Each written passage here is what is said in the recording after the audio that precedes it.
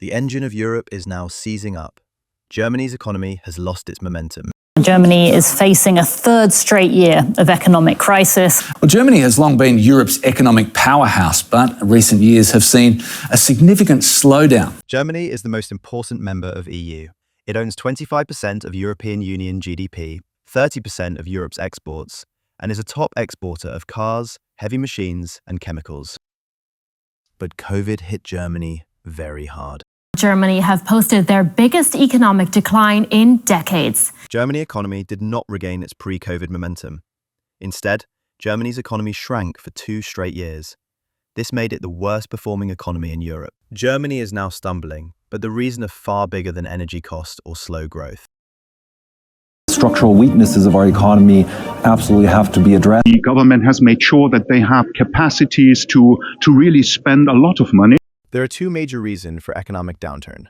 First, the rigid exporty economic model. Second, the constitution stoppage it has.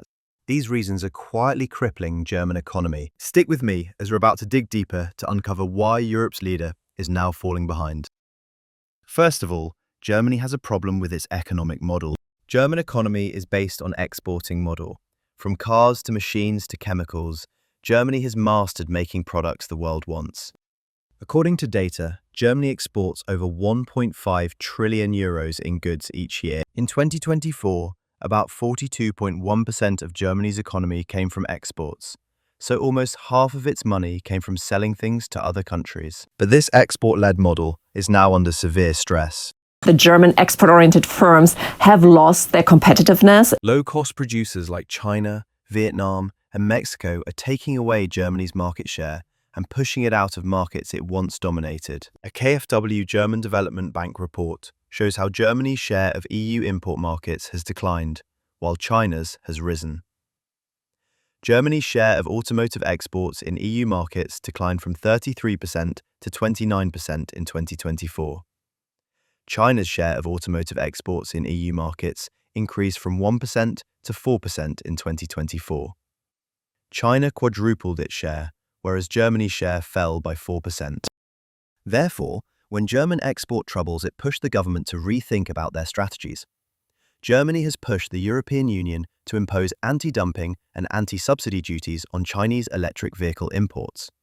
These duties are designed to neutralize unfair pricing advantages created by heavy state support in China. Germany protects its car industry by backing EU tariffs on Chinese cars and funding its own EV makers. But what came next was even worse. A bigger problem was not global. It was written inside Germany's own constitution. A rule that was so strict that stopped German government from spending even if economy is falling down, and this rule is now turning a slowdown into a dangerous downward spiral. It was added to German constitution in 2009. The rule name is Schuldenbremse, which means debt brake. In the early 2000s, Germany had more public debt and money problems, especially after reunification. The government set strict spending limits to stop the debt from getting too big. The rule was designed to fiscal responsibility in 3 ways. First, prevent large structural deficits. Second, force governments to live within their means. Third, reduce reliance on borrowing so that future generations aren't burdened with debt. Federal government is allowed only a very small structural deficit each year. Under normal conditions, it limits how much new federal government debt Germany can take on each year to no more than 0.35% of GDP. For example, if Germany's GDP is about 3.9 trillion euros, then 0.35% of that is 13 billion euros, roughly the maximum the government could borrow yearly without exceptions. In the end, the Schuldenbremse is more than a rule, it's Germany's safety belt. It helps the country stay strong. Prices don't change too much, investors trust the country, and the government doesn't spend too much and create big debt. While the debt brake was widely respected in normal times, but it failed to provide flexibility during COVID-19. But Germany faced a sudden economic collapse due to lockdowns, global demand slump, and export slowdown. The government needed to spend a lot of money to help the economy. They gave money directly to companies, helped pay workers' wages, spend more on healthcare, and gave extra support to businesses that sell goods to other countries. For the first time ever, the German government stopped the rule that limits borrowing so they could borrow money for emergencies. Many economists and citizens started questioning whether such a rigid rule makes sense in modern, crisis-prone economy. But then, Russian invasion happened. As we go to air tonight, there are reports of multiple explosions in the cities of Kiev and Kharkiv.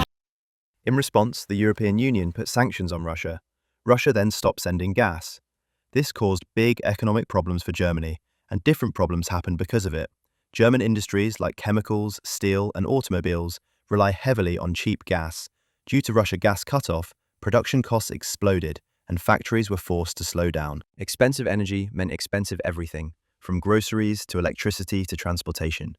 But because of the debt rule, Berlin could not borrow a lot of money. The government could not spend freely to help. This tight fiscal handcuff made the crisis hit even harder, deepening Germany's economic slowdown. So in the end, Germany's slowdown comes from the three hard hits: an export-heavy model facing global competition, and a constitution that limit how much the government can borrow in crisis. If you think there are more reasons behind Germany's decline, tell me in the comments. And if you learned something today, don't forget to like the video and share it with your friends.